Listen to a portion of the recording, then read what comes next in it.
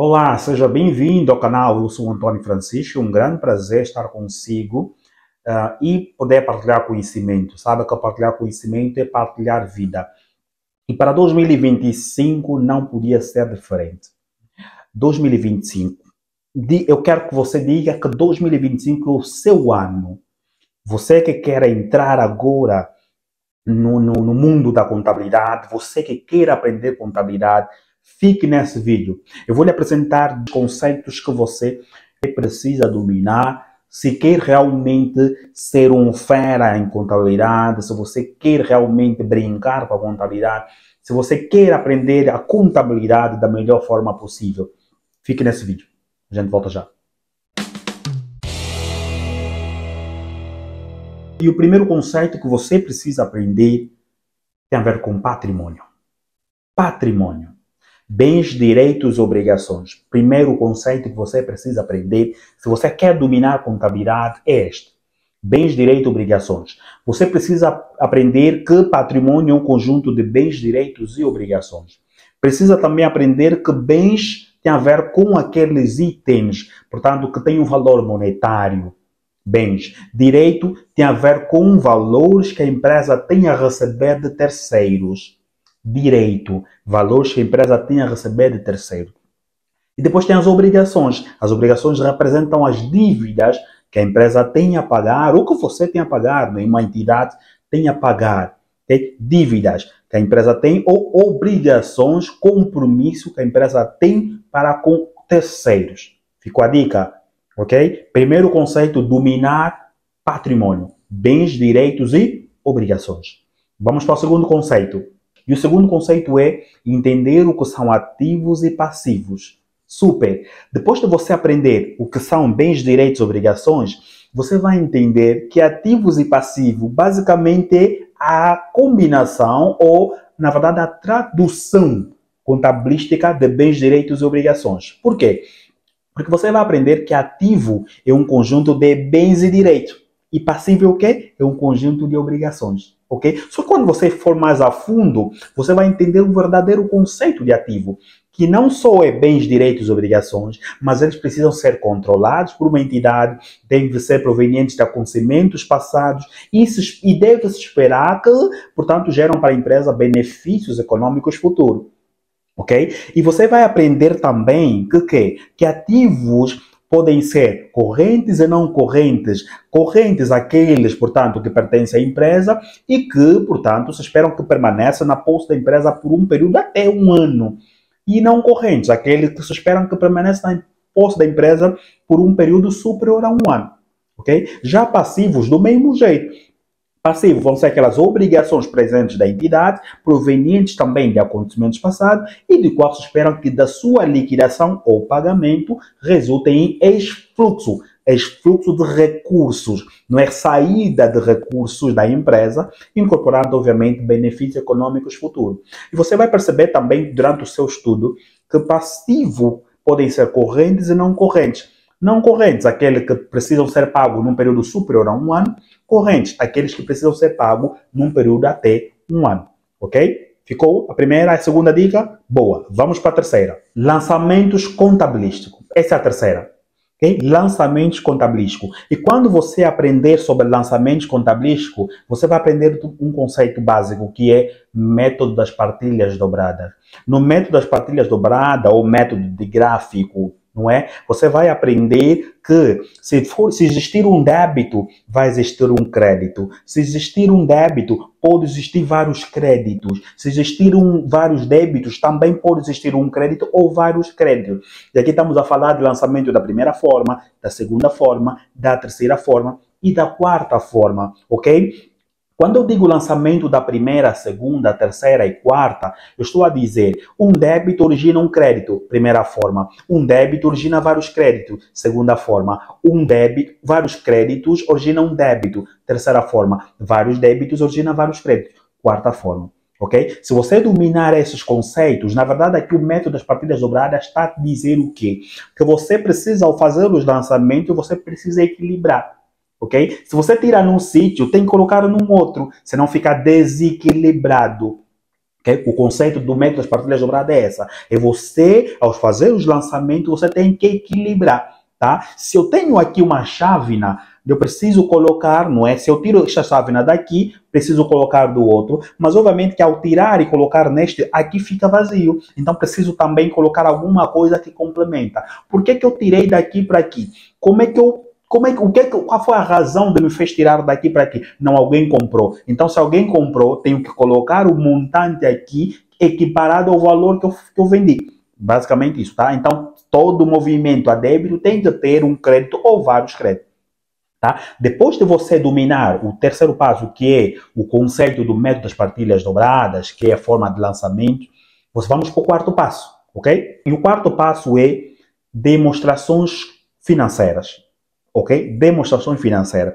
Você já aprendeu que tem que existir, tem que dominar conceitos de bens, tem que dominar patrimônio, tem que dominar ativo e passivo, não é? E capital próprio, obviamente.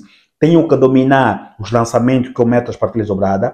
Por outro lado, também tenho que dominar as suas demonstrações financeiras. O que são, então, demonstrações financeiras? Demonstrações financeiras, estamos a falar de um conjunto de documentos que vão, então, apresentar a saúde da empresa, ok? E esses documentos, estou a falar de balanço, estou a falar de demonstração de resultado. Precisa dominar isso. Por quê? Você vai perceber que, quando você começar a dominar balanço, você vai dar conta que os componentes do balanço, na verdade, são os bens, direitos e obrigações. Ok? Bens, direitos e obrigações, você já lembrou. Sim, você já estudou essa parte. Aliás, você estudou também que, bens, direitos e obrigações, na verdade, são ativos e passivos. Viste? Então, você já deu conta que balanço, na verdade, é o componente, não é a composição dos elementos ativo, passivo e o capital próprio. Você já fechou isso. Passa para o outro. Qual é o outro? Demonstração de resultado. Você viu que demonstração de resultado, na verdade, é a forma que você vai utilizar para demonstrar o seu resultado. Vamos lá supor, olha, meu resultado é igual a 4. Por que deu igual a 4? Demonstre. Demonstre. Então, você vai dizer, espera, como estou a utilizar o método matemático, no caso, por exemplo, o método de adição, então eu somei 2 mais 2 deu 4. O mesmo acontece na contabilidade. Se alguém pedir um documento que é demonstração de resultado, ele na verdade quer que você demonstre os seus resultados. Como é que você achou aqueles resultados? Ah, não, eu achei porque normalmente a demonstração de resultado é composto por proveitos e despesas. Logo, proveito menos custo dá resultado. Isto você começa a aprender já, ok? Então é aprender sobre estes documentos. Balanço, demonstração de resultado. Ficou? Boa. E o quinto passo é aprender sobre os regimes contabilísticos. Em contabilidade, nós utilizamos 2 regimes contabilísticos fundamentais, que é o regime de caixa e o regime de acréscimo. O regime do caixa normalmente utilizamos para demonstrações de fluxo de caixa. O que é esse regime de caixa? Na verdade, o regime de caixa vem representar o ato, o pagamento e o recebimento de valores. Okay? Quando é que ocorrem esses processos? Quando é que eu registro a receita? Quando eu registro o pagamento, ok? Por outro lado também, vem o regime do acréscimo. Este, então, é fundamental. Domine muito, domine o máximo que puderes sobre este regime do acréscimo, ok? Porque o regime do acréscimo vem dizer o quê? Que você tem que registrar os custos e proveitos independentemente do pagamento ou recebimento. Por isso é que nós temos 2 documentos, que é demonstração de resultado e demonstração de fluxo de caixa. A demonstração de fluxo de caixa, na verdade, é feita em função ao regime de caixa, não é? O quê? Só registro na demonstração de fluxo de caixa as minhas receitas e despesas quando elas ocorreram, ou seja, quando for feito o pagamento ou quando for feito o recebimento. Demonstração de fluxo de caixa. Por outro lado, temos a demonstração de resultado. Esta você deve registrar todos os proveitos e os custos independentemente do pagamento ou recebimento. Ficou? Então, quinto passo, dominar os regimes contabilísticos, que é regime de caixa e regime do acréscimo. Ficou? Boa. Sexto passo, dominar plano de contas. Esta não podia deixar de lado.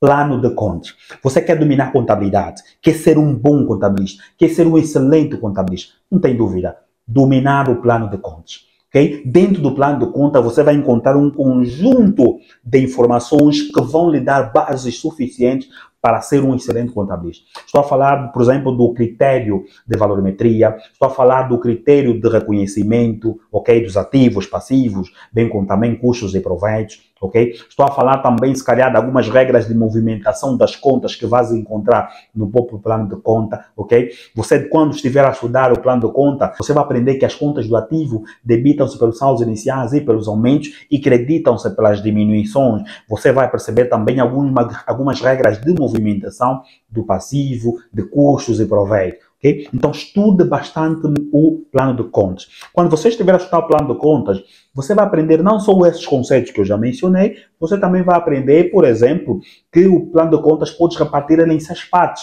ok? Nomeadamente, você pode aprender, porque é a parte da introdução, né, onde vais aprender alguns conceitos das classes de contas e tudo mais. Depois podes olhar para aquilo que são as demonstrações financeiras, componentes das demonstrações financeiras. Depois para as políticas contabilísticas, onde vais aprender aí os critérios de valorimetria, os critérios de reconhecimento. Depois vais também para aquilo que são as notas explicativas. Essa então também é fundamental. Por quê? Porque as notas explicativas dão, na verdade, a explicação da movimentação das contas. Okay? Vão lhe auxiliar na movimentação das contas. Domine, tá? Domine, leia. Sexto passo, leia o plano de contas por completo. Ficou? Boa. Sétimo passo é dominar a parte fiscal. Tá? Como você sabe, eu falei de demonstração de resultado. Na demonstração de resultado, normalmente todas as empresas têm os conceitos, né, precisam pagar imposto, tá? Existem alguns, à medida que você vai estudando, você vai perceber que existem alguns serviços, alguns custos, não é, que precisam ser retidos na fonte, que precisam ser retirados a parte do imposto e de ser entregue ao Estado. Então você precisa dominar uma conta, você precisa dominar a parte fiscal, ok? Aprenda também sobre os impostos, aprenda sobre o imposto de selo, sobre IVA, aprenda sobre o IRT, sobre o INSS, não é? Aprenda sobre todos os impostos que uma empresa, portanto, está sujeita. Isso vai lhe dar bagagem suficiente, não é? Quando tiveres a executar a tua tarefa. Por quê? Porque você pode até entender a parte contabilística, mas também acopla isso, junta isso com a contabilidade, com a parte fiscal. Okay? A parte fiscal vai lhe tornar também um bom contabilista, vai lhe auxiliar naquilo que são os procedimentos fiscais, ok? Porque existem custos que realmente são reconhecidos na contabilidade, sim, mas também, e os pagamentos, como vocês viram, o regime de caixa, né? O regime de caixa, os pagamentos vão ser feitos, ao serem feitos, precisam que a gente tenha noção dos impostos que alguns pagamentos estão sujeitos, ok? Então, domine também a parte fiscal. Por exemplo, quem presta serviço, você sabia que quando se presta serviço ao pagar, você tem que reter na fonte, ok? Qual é a taxa que vais reter na fonte, tá? É preciso dominar isso, tá bom? Se você gostou, não hesite, dê um like, partilhe esse conhecimento para que mais pessoas tenham domínio.